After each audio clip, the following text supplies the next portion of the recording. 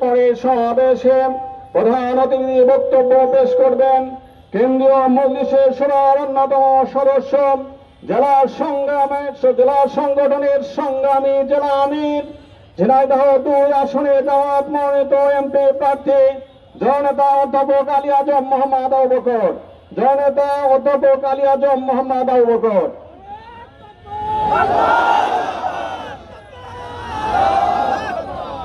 আউযু বিল্লাহি মিনাশ শাইতানির রাজীম। বিসমিল্লাহির রহমানির রহিম।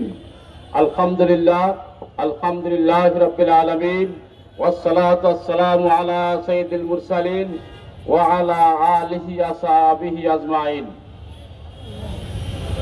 বাংলাদেশ জামাত ইসলামী কেন্দ্রীয় ঘোষিত ফিলিস্তিনের গাজায় বর্বর হত্যাকাণ্ডের প্রতিবাদে ঝিনাইদহ জেলা শাখা কর্তৃক আয়োজিত আজকের এই বিক্ষোভ শেষে সমাবেশে উপস্থিত আছেন বাংলাদেশ জামাত ইসলামী ঝিনাইদহ জেলা শাখার নেতৃবৃন্দ, সাংবাদিক বন্ধুগণ, আইন শৃঙ্খলায় নিয়োজিত সরকারি কর্মকর্তা কর্মচারীগণ, উপস্থিত ঝিনাইদহবাসীর এক অংশ, আসসালামু আলাইকুম ওয়া রাহমাতুল্লাহ। আপনারা জানেন ফিলিস্তিনে যুদ্ধবিরতি ঘোষণা করা হয়েছিল গত 19 জানুয়ারি। ফিলিস্তিনে যুদ্ধ বিরতির ঘোষণার পর সেই বিরতির ঘোষণা ভঙ্গ করে ইসরায়েলি বাহিনী একের পর এক ফিলিস্তিনিদের উপর আক্রমণ করে চলেছে।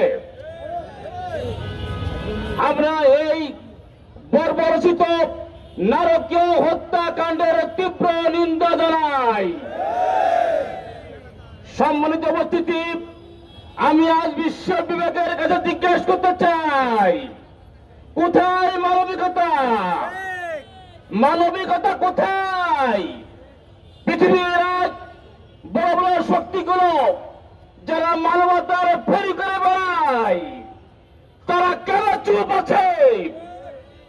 এখন পর্যন্ত প্রতি মুহূর্তে সেখানে বোম্বিং চলছে। প্রতি 10 মিনিটে একটা করে সেখানে বোমা নিক্ষেপ করা হচ্ছে এবং 10 জন করে নারী শিশু সেখানে নিহত হচ্ছে। সম্মানিত উপস্থিতি, আমি আহ্বান জানাতে চাই বিশ্ব বিবেকের কাছে, বিশ্বের সংস্থাগুলোর কাছে, জাতিসংঘ সহ অতি দ্রুত ফিলিস্তিনের হত্যাকাণ্ড বন্ধ করুন।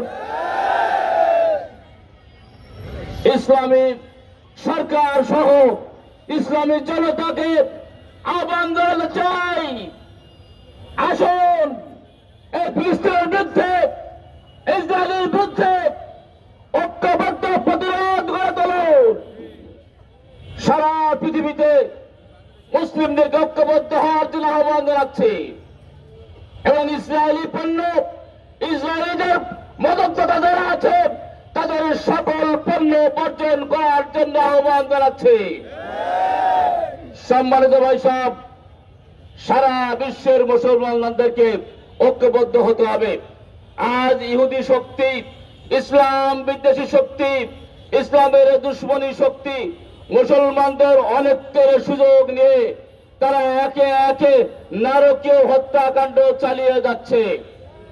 আমি আহ্বান জানাই, আসুন সকল বিশ্বের মুসলিমরা একতাবদ্ধ হন এবং এই নারকীয় হত্যাকাণ্ডের জবাব প্রদান করুন।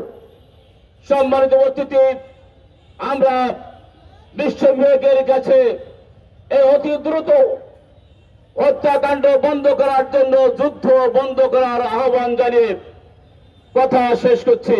এখানে প্রোগ্রামের আজকের সমাপ্তি ঘোষণা করছি।